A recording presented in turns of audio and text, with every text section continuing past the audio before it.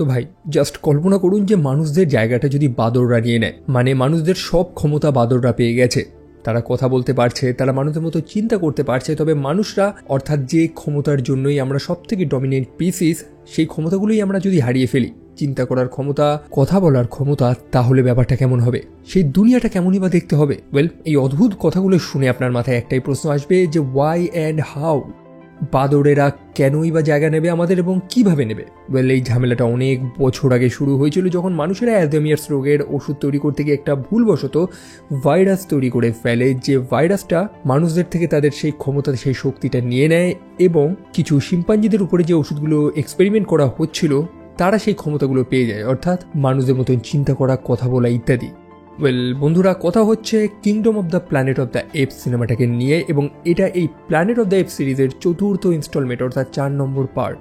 তবে আপনাদের প্রশ্ন হচ্ছে যে এত কিছু কিভাবে হলো, কবে হলো, এগুলো জানতে হলে আপনাকে আগের সিনেমাগুলো দেখতে হবে বা আগের ভিডিওগুলো দেখতে হবে, যেটার আমি অলরেডি একটা প্লেলিস্ট বানিয়ে রেখেছি। তবে আমি রিকমেন্ড করব আগে এই ভিডিওটা দেখে নিন।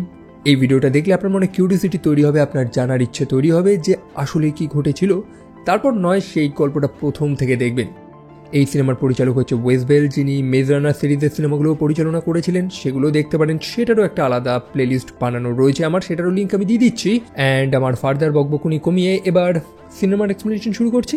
হে গাইজ, আমি Arnab, welcome to my channel. আর এই ভিডিওতে আমি kingdom of the planet of the apes সিনেমাটাকে সম্পূর্ণ এক্সপ্লেন করব। সো সিনেমার শুরুতে যে সিনটা দেখায় এটা প্রায় 300 বছর আগের, যখন সিজার মারা যায়। এখন প্রশ্ন হচ্ছে যে কে এই সিজার? সিজার হচ্ছে সেই প্রথম শিম্পাঞ্জি যে সেই ভাইরাসটা ইনফেক্ট হয়েছিল, অর্থাৎ যার উপরে মানুষেরা প্রথম এক্সপেরিমেন্টটা করেছিল। তবে সিজার কিন্তু অন্যান্য শিম্পাঞ্জিদের মতন না। অন্যান্য শিম্পাঞ্জিরা যখন ক্ষমতা পেয়ে যায় তখন তারা মানুষদেরই এগেনস্টে চলে যায়। তারা ভাবতে শুরু করে যে এই মানুষেরাই তো একটা সময় আমাদের খাঁচায় বন্দি করে রেখেছে, আমাদের উপর নানান টর্চার করেছে, আমাদের উপর এক্সপেরিমেন্ট করেছে, তাহলে আমরা কেনই বা মানুষদের ভালোবাসবো। তবে সিজার সম্পূর্ণ আলাদা। সে মানুষদের ভালোবাসত, সে চেয়েছিল যে মানুষেরা এবং এপসরা এই গোটা দুনিয়াতে কোএক্সিস্ট করুক, একসাথে বসবাস করুক। তবে পরবর্তীকালে একটা বড় কনফ্লিক্ট হয়।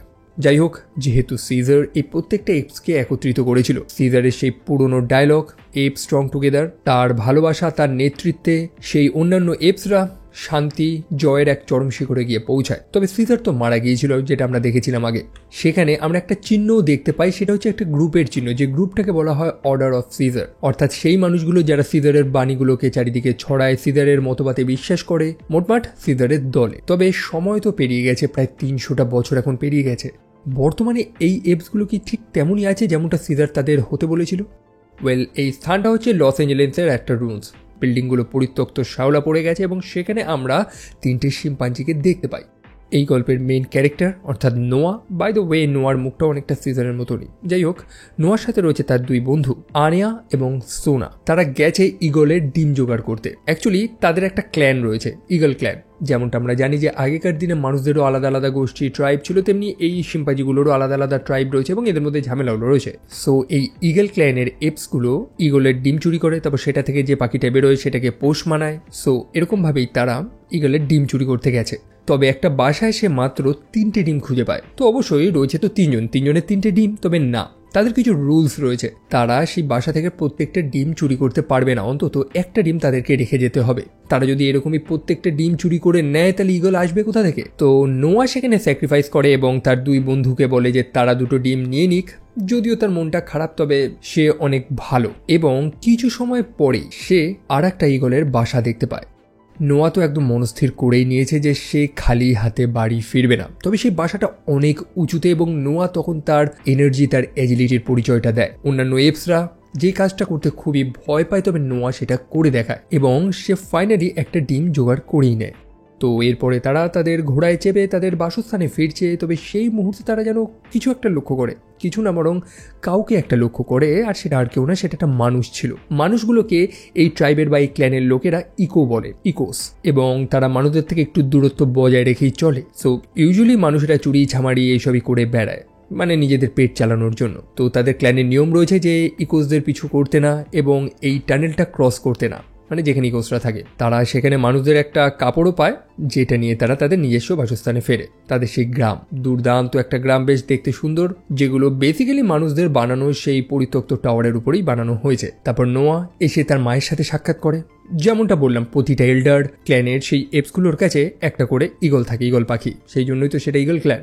এবং আপনাদেরও বোঝানোর প্রয়োজন নেই যে ঈগল মানুষদের কত কাজে লাগতো একটা সময়। সেই ঈগলগুলো নদী থেকে মাছ ধরে আনতো, বাইরে শত্রুদের স্কাউট করার জন্য নানান কাজে ঈগল প্রয়োজন হয়। নোয়া তারপর তার মা, যার নাম হচ্ছে ডার, তার সাথে সাক্ষাৎ করার পর চলে যায় তার পিতার সাথে সাক্ষাৎ করতে, যার নাম হচ্ছে কোড়ো। সো সেখানে নোয়ার অনেক প্রশংসা হয়, কারণ সে সেই উঁচুতে উঠে একটা বাসা থেকে ডিম চুরি করে এনেছে। তার অ্যাজিলিটি, তার এনার্জির প্রশংসা করা হয়। একই সাথে নোয়ার পিতাও তার উপরে খুবই গর্বিত। তবে তার পিতার যে ঈগলটা রয়েছে না, যেটার নাম হচ্ছে সান, সেটা সম্ভবত নোয়াকে পছন্দ করে না। অবশ্যই তাদের প্রত্যেকের নিজস্ব মালিক রয়েছে। তো রাতের বেলা নোয়া সেই স্থানটা পাহারা দিচ্ছে যেখানে মাছ টাছ রাখা হয়েছিল। অবভিয়াসলি সেগুলো তাদের ফুড সোর্স। তবে সেই স্থানে সেই মেয়েটা, মানে একটা মানুষ লুকিয়েছিল, যাকে নোয়া সেই আগে জঙ্গলটাতে দেখেছিল। নোয়া মনে করছে যে এই ইকোসগুলো হয়তো খাবার চুরি করতেই এসেছে। তো সেই মেয়েটা নোয়াকে ধাক্কা মেরে জঙ্গলের মধ্যে তো ঢুকে যায়, যার ফলে নোয়ার কাছে যে ঈগলের ডিমটা ছিল তার, সেটা ফেটে যায় সেই ধাক্কার কারণে। তবে এখন সমস্যা হচ্ছে যে নোয়া কি করবে, সেই ডিমটা তো ফেটে গেছে। তাদের সিজনও শেষ হয়ে আসছে। সিজন বলতে যেমনটা বললাম, তাদের কিছু নিয়ম রয়েছে, কিছু সময় মেনটেন করতে হয়, যে এই সময় থেকে এই সময়ে ডিমটা ফুটে বাচ্চা বের হবে। তাদের একটা রিচুয়ালস করতে হয়, যেটার সাহায্যে একটা এপ এবং একটা ঈগলের মধ্যে একটা বন্ডিং তৈরি হবে, একটা সম্পর্ক তৈরি হবে। তো তাদের বেশ কিছু নিজস্ব নিয়মকানুন রয়েছে। তো অবশ্যই নোয়ার হাতে তো সময় নেই, তার একটা ডিম লাগবে, কারণ তার কাছে যেটা ছিল সেটা তো ফেটে গেছে। সেই কারণে সে রাতের বেলা চলে যায় সেই জঙ্গলের উদ্দেশ্যে আর একটা ডিম জোগাড় করার জন্য। তবে তার রাস্তায় সে কিছু অদ্ভুত জিনিস লক্ষ্য করতে পারে।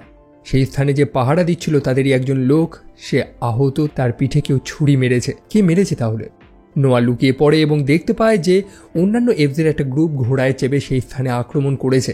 নোয়া তৎক্ষণাৎ ফিরে যায় তার নিজের গ্রামে সবাইকে সাবধান করার জন্য। তবে ততক্ষণে অনেক দেরি হয়ে গেছিল। সেই এপসগুলো সেই গ্রামে আক্রমণ করে দিয়েছে এবং নৃশংসভাবে অন্যান্য এপসদের হত্যা করছে, তাদেরকে বন্দি করছে, তাদের বাড়িঘর ভেঙে দিচ্ছে, জ্বালিয়ে দিচ্ছে। সেই এপসগুলো, মানে যারা আক্রমণ করেছে, তাদের হাতে এক টাইপের অস্ত্র ছিল, এক টাইপের স্টিক, যেটা দিয়ে তারা ইলেকট্রিক শর্ট দিচ্ছে। অবভিয়াসলি মানুষদেরই কোনো বানানো অস্ত্র, যেটাকে তারা ব্যবহার করার কায়দাটা জেনে গিয়েছে। সেই এপসগুলো যারা আক্রমণ করেছে তাদেরকে নেতৃত্ব দিয়েছিল সিলভা নামক আরেকটা গরিলা, যে যথেষ্ট শক্তিশালী, মানে তার সাথে কেউ লড়ে পারছে না। সে তার লোকেদের আদেশ দিয়ে দেয় যে বাকি এপসগুলোকে বন্দি করে নিয়ে যেতে হবে তাদের বসের কাছে। তাদের বসের নাম হচ্ছে প্রক্সিমাস। তবে তখন সিলভা লক্ষ্য করে যে আর একটা এপ উঁচুতে সেই টাওয়ারে চড়ছে, যেটা আর কেউ নয়, সেটা হচ্ছে নোয়া। নোয়া যাচ্ছে তার পিতার কাছে। সিলভা সেটা দেখে সেখানে গিয়ে পৌঁছায় এবং শুরু হয় সেখানে চরম লড়াই। তবে যেমনটা বললাম, সিলভা একটা গরিলা, তার গায়ে প্রচুর জোর। স্বাভাবিকভাবেই সে নোয়ার পিতা অর্থাৎ কোড়োকে হত্যা করে ফেলে এবং নোয়া কিছুই করতে পারে না। পরের দিন সকালবেলা নোয়ার হুঁশ আসে। সম্পূর্ণ স্থানটা খালি, সবকিছু জ্বলে গিয়েছে, ছাই হয়ে গেছে এবং সেই ছাইয়ের মাঝেই তার পিতার লাশটা পড়ে রয়েছে। নোয়া তার পিতাকে কবর দেয় এবং তার পিতার যে ঈগলটা ছিল, যার নাম হচ্ছে ঈগল সান, সেটাকে ফলো করা শুরু করে। সেই পাখিটা সম্ভবত তাকে সেই লোকেশনটা দেখাতে পারবে যে তার গ্রামের লোকেদের সেই বাকি এপসগুলো কোথায় ধরে নিয়ে গেছে, এবং সেটারই খোঁজে সে যাচ্ছে। তার যাত্রা পথে মাঝখানে সেই টানেলটা পড়ে, যেটাকে তার পিতা এবং অন্যান্য এল্ডাররা ক্রস করতে বারণ করেছিল, কারণ সেই ওপারে নাকি মানুষেরা অর্থাৎ ইকোসরা থাকে। তবে নোয়াকে এখন সেই আদেশ মানলে তো আর চলবে না, কারণ আর কেউ নেই তাদের গ্রামের। নোয়া চলে যায় তার সঙ্গী, তার পরিবারকে বাঁচানোর জন্য। তো পায়ের ছাপ অথবা অন্যান্য এপদের ফেলে রাখা জিনিস ইত্যাদি জিনিস ট্র্যাক করতে করতে নোয়া এগোচ্ছে। সেই পরিত্যক্ত লস অ্যাঞ্জেলেস শহর জঙ্গলের মতন হয়ে গেছে। সেখানে নোয়া একা রাতটা কাটায় এবং পরের দিন সকালবেলায় সে তার চোখের সামনে সেই পাখিটাকেই দেখতে পায়, ঈগল সান, অর্থাৎ তার পিতার সেই ঈগলটা। নোয়া সেই পাখিটাকে কয়েকবার পোষ মানানোরও চেষ্টা করে, তবে অবভিয়াসলি একটা পাখির সাথে বন্ড করা তো অত সহজ না। প্রতিবার সেই পাখিটা তাকে খোঁচা মেরে চলে যাচ্ছে। সো এরকমই যেতে যেতে নোয়া একটা স্থানে লক্ষ্য করে যে ধোঁয়া বেরোচ্ছে। সে খুবই কিউরিয়াস, মনে সন্দেহ হয়। সে হাতে সেই লাইটনিং স্টিকটা নিয়ে বেরিয়ে পড়ে। অ্যাকচুয়ালি সেই শত্রুরা যে অস্ত্রগুলো ব্যবহার করছিল না, সেরকম একটা সে পেয়ে সেটাই সে ব্যবহার করছে। সো সেই ধোঁয়ার খোঁজ করতে করতে নোয়া বেচারা একটা ফাঁদে পা দিয়ে দেয়।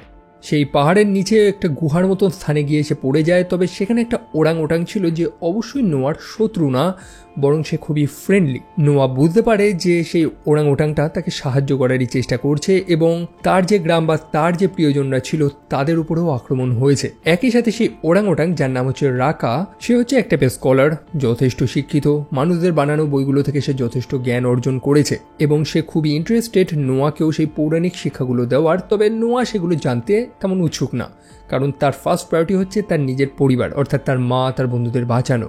নোয়া তখন সেই রাকার থেকে সিজার নামক সেই পুরনো এপসটার কথাটা শুনতে পায়। নোয়া একেবারে অবাক যে গতকাল যে এপসগুলো আক্রমণ করেছিল তার গ্রামে, তারাও সেই সিজারের কথাই তো বলছিল, মানে সিজারের জয় জয়কার করছিল। অন্যদিকে এই রাকা, সেও সিজারের প্রশংসা করছে। তো কে এই সিজার? সেই সিজার এই এপসদের একত্রিত হতে শিখিয়েছিল, এমনকি সেই সিজারই এই এপসদের শিখিয়েছিল যে মানুষেরা এবং এপসরা একসাথে বসবাস করতে পারবে। তবে এই জিনিসটা বর্তমানে বহু এপস মেনে নেয় না। তারা অবভিয়াসলি সিজারকে তাদের গুরু তো মনে করে, তবে সিজারের যে বাণীগুলো সেগুলো তারা মেনে চলে না। সো এই এপসদের যে প্রথম গ্রুপের যে মেম্বাররা ছিল তাদেরকে এল্ডার্স বলা হতো এবং সিজার হচ্ছে প্রথম। সময়ের সাথে সাথে যেমন আমাদের অর্থাৎ মানুষদেরও আইডিওলজি চেঞ্জ হয়েছে, আমরা ডিফারেন্ট বিলিভে বিশ্বাস করি, ঠিক সেম জিনিসটা এই এপসদের মধ্যেও হয়েছে। যারা সিজারের সেই বাণীগুলো মেনে চলতো তাদেরকে বলা হতো অর্ডার অফ সিজার, এবং সেই গ্রুপের লাস্ট মেম্বার হচ্ছে এই রাকা। এবং সেই রাকাই তো এক্সপ্লেন করে যে একটা সময় মানুষেরা কতটা ডমিনেন্ট ছিল। অবভিয়াসলি নোয়ার তো এইসব ব্যাপারে কোনো ধারণাই নেই। ইভেন মানুষ বা হিউম্যান এই নামটাও তো সে জানতো না, কারণ মানুষদের সে ইকো বলে চিনত, যাদের কাজও যে চুরি ঝামারি লুটপাট করা এইসবই।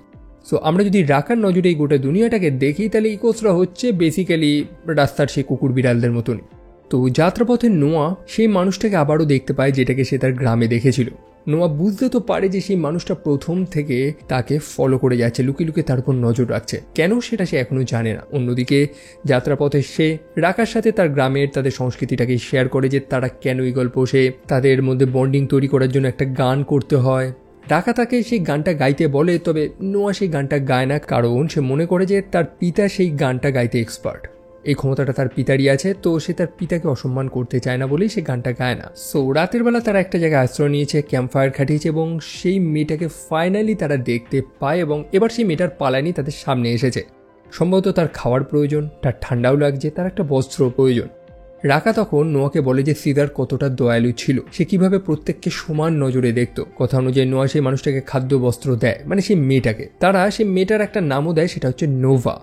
একটা পুরনো গল্প রয়েছে যেটাকে বর্তমানে বহু এপস বিশ্বাসও করে না। সেটা হচ্ছে যে সেই সিজার অর্থাৎ তাদের সেই এল্ডার তাকে নাকি একটা মানুষই বড় করেছিল, অর্থাৎ একটা ইকো। সো সেই রাতের বেলা তারা একটা অবজারভেটরির সামনেই ছিল এবং নোয়া সেখানে একটা বড় টেলিস্কোপ দেখতে পায়। অবভিয়াসলি এরকম একটা অদ্ভুত জিনিস সে আগে তো কোনোদিন দেখেনি। মানুষদের আবিষ্কার একটা সময়ের, এবং সেই টেলিস্কোপের মাধ্যমে একটা তারা হয়তো দেখতে পায়। এবং ঠিক সেমভাবে সেই মেয়েটাও সেখানে চলে আসে এবং সেও সেই টেলিস্কোপের মাধ্যমে আকাশটা একটু ভালো মতন দেখে। সেও অবাক, তবে নোয়া বুঝতে পারছে না যে এই মানুষটার আচরণটা অন্যান্য মানুষদের থেকে আলাদা কেন, মানে এই ইকোজের আচরণটা। গল্পের শুরুতেই তো আপনাদের বলেছিলাম যে মানুষরা বাদরদের মতন হয়ে গেছে। তো এই মেয়েটাকে কি কোনো অ্যাঙ্গেল থেকে সেরকম মনে হচ্ছে, বা তার আচরণটা কি কোনোভাবে মনে হচ্ছে? এটাই তো নোয়ার মনে একটা সন্দেহ তৈরি করে।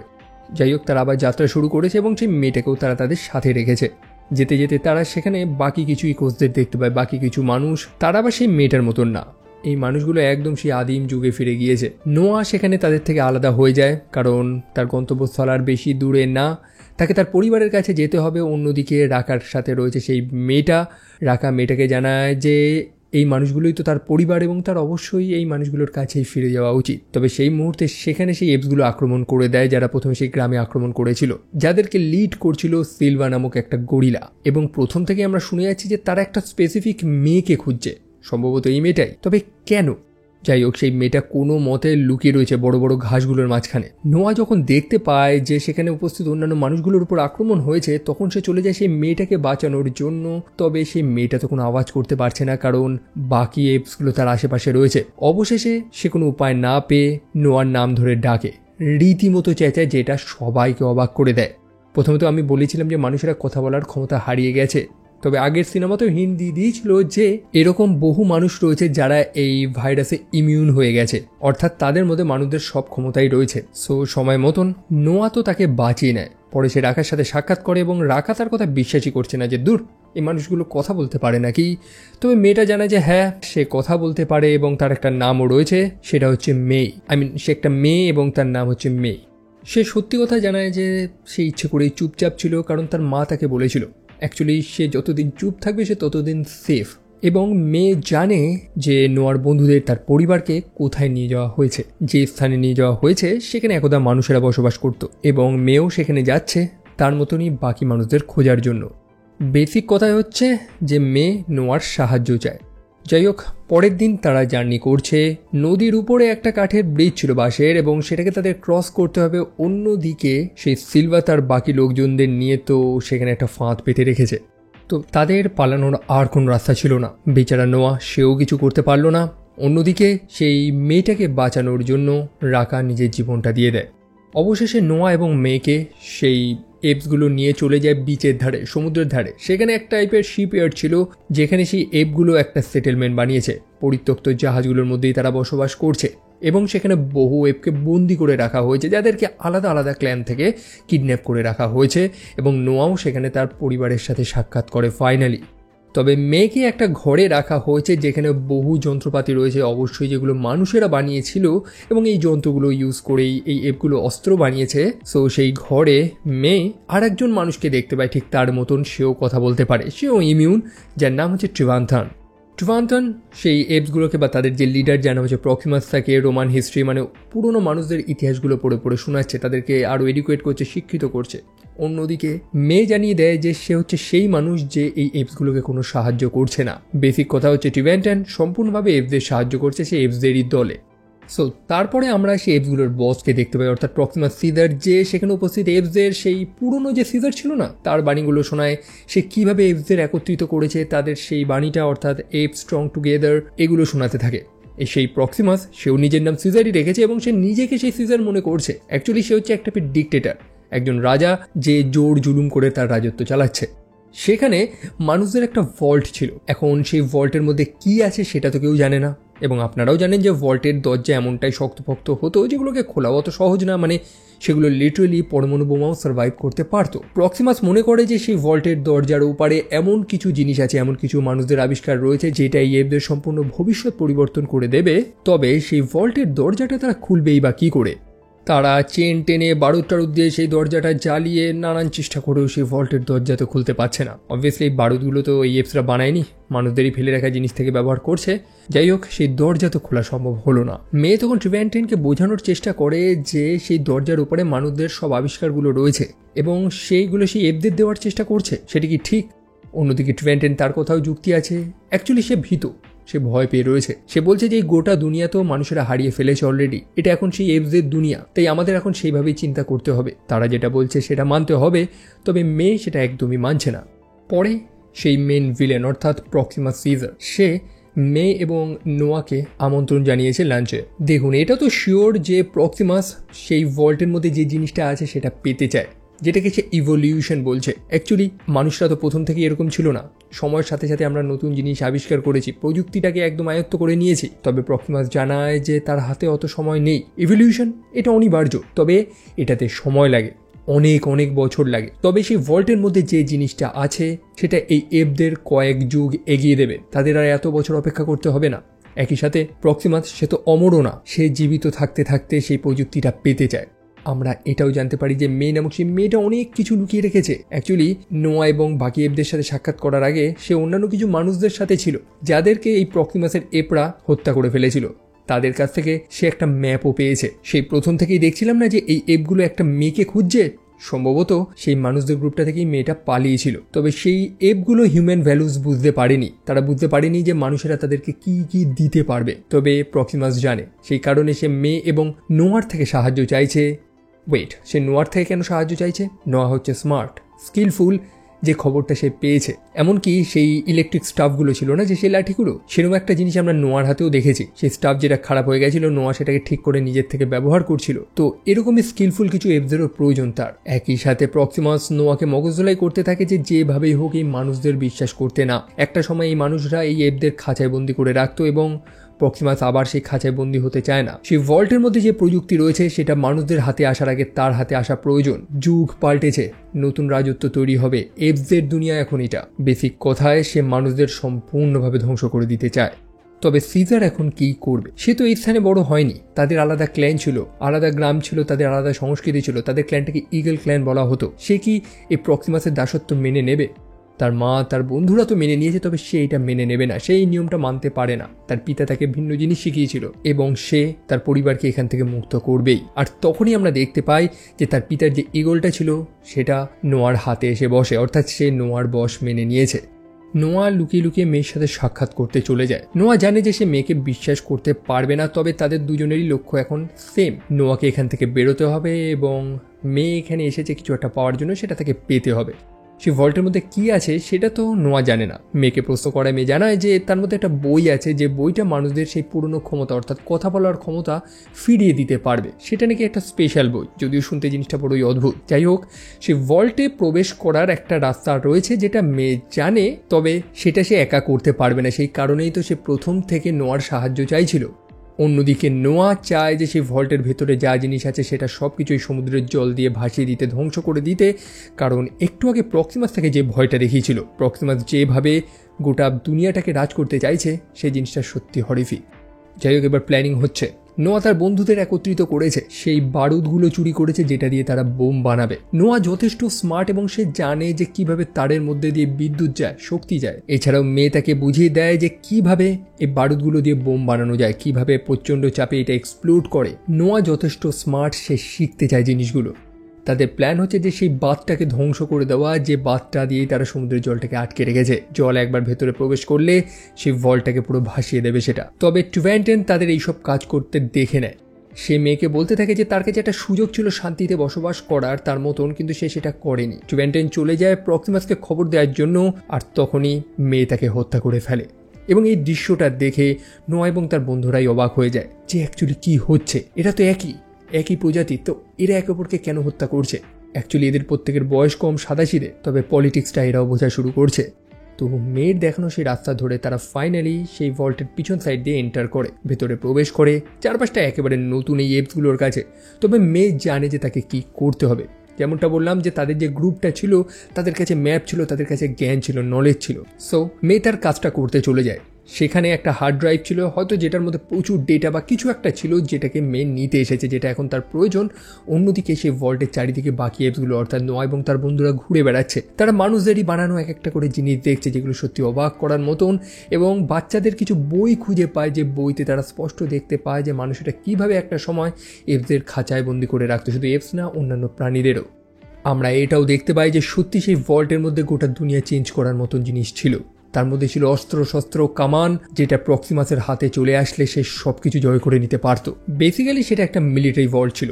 যাই হোক, মেয়ে তো যেটা খুঁজতে এসেছিল সেটা সে পেয়ে গেছে। এখন সে ভল্টের দরজাটা ভেতর দিয়ে ওপেন করে, তবে বাইরে প্রক্সিমাস অপেক্ষা করছিল। সে জানতো যে মেয়ে বড়সড় কোনো একটা প্ল্যান হয়তো করে রেখেছে, এবং এটারই অপেক্ষা করছিল যে এই মেয়েটাই হয়তো সেই ভল্টের দরজাটা ভেতর দিয়ে খুলে দেবে, যে ভল্টের দরজাটা তার লোকেরা এতদিন ধরে খুলতে পারছে না। যাই হোক, প্রক্সিমাস একদিকে খুশি যে নোয়ার কারণেই সে এই ভল্টে প্রবেশ করতে পেরেছে, একই সাথে নোয়া একটা ভুল করেছে যে সে একটা মানুষকে বিশ্বাস করেছে, যেটা সে কোনোদিনই করতো না। তার শাস্তি তাকে পেতে হবে এবং নোয়ার বন্ধু অর্থাৎ সুনাকে মরতে হবে। তো যখনই একজন সৈন্য, একজন এপ সেই সুনাকে হত্যা করার চেষ্টা করে, তখনই মেয়ে একটা বন্দুকের গুলি মারে সেই এপটার বুকে, যাতে সে মারা যায়। অন্যান্য এপরা পুরো শকড, অন্যদিকে প্রক্সিমাস সে একেবারে চমকে গিয়েছে। সে মেয়েকে বলে দেয় যে সেখান থেকে চলে যেতে, সে ফ্রি, স্বাধীন সে। তবে তাকে বলতে হবে যে এরকম অস্ত্র সেই ভল্টের মধ্যে আরও কিছু আছে নাকি। যাই হোক, সুনা তো বেঁচে গেছে, তবে নোয়ার মনে ভয় রয়েছে। তাদের প্ল্যান ছিল সেই বোমগুলো বিস্ফোরণ করানো, যাতে সেই সমুদ্রের জল সেখানে প্রবেশ করে। তবে সেই স্থানে তো বাকি এপরা রয়েছে, নোয়ার পরিবারও তো রয়েছে। মেয়ে যদি সেটাকে এক্সপ্লোর করে দেয় কি হবে? তবে মেয়ে জানায় যে সেই যন্ত্র, সেই প্রযুক্তিগুলো সে এই এপদের হাতে তুলে দিতে পারবে না। সে তৎক্ষণাৎ সেই ডেটোনেটরটা প্রেস করে দেয়, মানে যে বোমের মতন তারা বানিয়ে রেখেছিল, এবং সেই বাঁধটা সম্পূর্ণ ধ্বংস হয়ে যায়। মেয়ে তো পালিয়ে গেছে, তবে সেই সমুদ্রের জল, সেই ঢেউ সেই ভল্টে প্রবেশ করেছে। বহু এপ সেখানে মারা যায়। তবে এই ইগল ক্ল্যান, তাদের একটা স্পেশালিটি রয়েছে যে তারা ভালো চড়তে পারে, উঁচুতে উঠতে পারে, এবং এই ইগল ক্ল্যানের প্রত্যেকে উপরে চড়াই করা শুরু করে। তবে সেই গরিলাটার কথা মনে আছে তো, সিলভা, সে নোয়ার উপর আক্রমণ করে। অবভিয়াসলি তার সাথে গায়ের জোরে তো সে পারবে না, তবে নোয়া সে খুব স্মার্ট এবং সে খুব ফাস্ট। চারিদিকে যখন সেখানে জল ভর্তি হয়ে গেছে, সেখানে নোয়া ছোটখাটো ফাঁকা থেকে বাইরে তো বেরিয়ে যায়, তবে সিলভা তার বড় আকারের জন্য একটা জায়গায় ফেসে যায় এবং জলে ডুবে মারা যায়। অবশেষে তারা ফাইনালি সেই ভল্টের একদম উঁচুতে চড়াও হয়েছে, যে স্থান থেকে তারা ভেতরে প্রবেশ করেছিল। ভেবেছিল তারা মুক্ত, কিন্তু প্রক্সিমাস এখনো জীবিত রয়েছে, যে লিটারেলি সবাইকে ভয় দেখিয়ে বাড়াচ্ছে, এবং সে নোয়াকে পেটানো শুরু করে। প্রক্সিমাস বলতে থাকে যে এখন সবাই তার দাসত্ব পালন করবে, সে হচ্ছে এখানকার রাজা। তবে নোয়া অবশ্যই তার দাসত্ব মেনে নেবে না। সে ফাইনালি সেই গানটা করে যেটা তার পিতা পাখিদের সাথে করত, যেটা সাহায্যে তার ঈগলদের সাথে বন্ডিং করত। প্রথমে রাকা যখন তাকে সেই গানটা করতে বলেছিল তখন কিন্তু নোয়া সেই গানটা গায়নি, কারণ সে তার পিতাকে সম্মান করতো। তবে এখন সে রিয়েলাইজ করে যে তার পিতার জায়গাটা এখন তাকে নিতে হবে। সে সেই গানটা গাওয়া শুরু করে। আমরা দেখতে পাই যে ইগল ক্ল্যানের সেই ইগলগুলো বাইরে উড়ে বেড়াচ্ছে, তারা একটার পর একটা এসে প্রক্সিমাসের উপরে আক্রমণ করা শুরু করে। অবভিয়াসলি এতগুলো ইগলের আক্রমণে প্রক্সিমাস যথেষ্ট আহত হয় এবং সেই উঁচু থেকে নিচে পড়ে মারা যায়। পরে স্টার ইগল ক্ল্যান ফিরে আসে তাদের আগের স্থানে। তারা নতুন করে তাদের গ্রামটা বানাচ্ছে এবং মেয়ে চলে আসে সেখানে তার সাথে সাক্ষাৎ করার জন্য। নোয়া ভাবতেই পারেনি যে মেয়ে তার সাথে সাক্ষাৎ করতে আসবে। নোয়া এটাও জানায় যে প্রক্সিমাস সত্যি কথাই তো বলেছিল যে একটা মানুষকে সে কখনোই বিশ্বাস করতে পারবে না, এবং সত্যি তো তাই। মেয়ে তো সেটারই পরিচয় দিয়েছিল। মেয়ের কাছে আমরা একটা বন্দুকও দেখেছিলাম, সম্ভবত সে নিজের আত্মরক্ষার জন্য এনেছিল, তবে সে সেটা চালায় না। নোয়া খুবই স্মার্ট এবং সে অনেক কিছু জানতে চায়। সে জানতে চায় যে রাকা তাকে যে জিনিসটা শিখিয়েছিল যে মানুষেরা এবং এপরা একটা সময় নাকি একসাথে বসবাস করতো, এবং এটা কি সম্ভব। ওয়েল, মেয়ের কথা শুনে আমরা এইটুকুনি তো বুঝতে পারি যে সে কখনোই এই এপগুলোকে মানুষদের জায়গায় মেনে নিতে পারবে না। তবে তারা একসাথে বসবাস করতে পারবে নাকি সেটা সে জানে না। এবং সিজারের সেই লোগোর পেন্ডেন্টটা যেটা রাকা নোয়াকে দিয়েছিল সেটা নোয়া মেয়েকে দিয়ে দেয় এবং মেয়ে সেখান থেকে চলে যায়। তারপরে আমরা মেয়েকে দেখতে পাই তার কাছে সেই ড্রাইভটার মতন জিনিসটা ছিল, যেটা সে বেশ কিছু মানুষদের হাতে দিয়ে দেয়। যে মানুষগুলো একটা পরিত্যক্ত স্থানে, তারা কোয়ারেন্টিনে ছিল অ্যাকচুয়ালি এতদিন, মানে এই বাইরের দুনিয়ার সাথে সব কানেকশন তারা বিচ্ছিন্ন রেখেছে। সেই কারণেই হয়তো ভাইরাসটা তাদের মধ্যে ছড়ায়নি। যাই হোক, সেই ড্রাইভটা তাদের প্রয়োজন ছিল এবং যেটা সাহায্য নিয়েই তারা সেখানে উপস্থিত পুরনো স্যাটেলাইটগুলোকে রিঅ্যাক্টিভেট করে এবং দূরে থাকা অন্যান্য মানুষদের সাথেও কন্ট্যাক্ট করা শুরু করে। আমরা দেখতে পাই যে শুধু এই মানুষগুলো না, বরং দেশের বিভিন্ন প্রান্তে বহু মানুষ লুকিয়ে বসবাস করছে, যারাও ঠিক অন্যান্য মানুষদের বার্তার অপেক্ষায় রয়েছে। ওয়েল, এটা থেকে তো আমরা বুঝতে পারি যে মানুষেরা সম্পূর্ণ হেরে যায়নি, এখনও একটা আশা রয়েছে যেখানে মানুষেরা নতুন করে সবকিছু আবারও শুরু করতে পারবে। তবে নোয়া সে কিন্তু যথেষ্ট স্মার্ট। মনে আছে তো সেই অবজারভেটরিতে সে একটা বড় টেলিস্কোপ দেখেছিল এবং সেখানে সে তার মাকে নিয়ে যায়। তারা সেই টেলিস্কোপের মাধ্যমে আকাশের তারাগুলো দেখতে থাকে এবং নোয়াকে দেখি সেও আকাশে তাকিয়ে রয়েছে। অন্যদিকে মেয়ে, তারা দুজনেই আকাশের দিকে তাকিয়ে রয়েছে। নোয়াকে দেখে স্পষ্ট বোঝা যায় যে এই এপগুলোর মধ্যে পোটেনশিয়াল রয়েছে, তারা মানুষদের মতন খুব শীঘ্রই শিক্ষা অর্জন করতে পারবে। নোয়া হচ্ছে একটা ফার্স্ট লার্নার, অন্যদিকে মেয়ে যে কখনোই এই এপগুলোকে মেনে নিতে পারবে না। তো ভবিষ্যতে কি হবে সেটা জানার জন্য হয়তো আমাদের পরবর্তী একটা পার্টের অপেক্ষা করতে হবে। যাই হোক, এই ছিল ভিডিও। আগের ভিডিও দেখতে চাইলে সেটার প্লেলিস্টের লিঙ্ক আমি ডিসক্রিপশনে দিয়ে দিচ্ছি, দেখতে একদমই ভুলবেন না। কেমন লেগেছে আপনাদের ওপিনিয়ন্সগুলো অবশ্যই কমেন্ট সেকশনে জানাবেন। চাইলে আমার চ্যানেলটা সাবস্ক্রাইব করতে পারেন। আমার গেমিং চ্যানেল এবং ডিফারেন্ট কিছু চ্যানেল রয়েছে, আমার সোশ্যাল মিডিয়ার লিঙ্কস যেখানে আমি রেগুলার সিনেমা রিলেটেড পোস্ট করি, সেগুলোর লিঙ্কও ডিসক্রিপশনে দেওয়া রয়েছে। So follow me if you want. তো আপাতত এইটুকুনি রাখছি, বিদায় নিচ্ছি আজকের ভিডিও থেকে। দেখা হচ্ছে আপনাদের সাথে পরের আর একটা ভিডিওতে। টিল দেন সাবধানে থাকবেন, ভালো থাকবেন। Take care and have a nice day.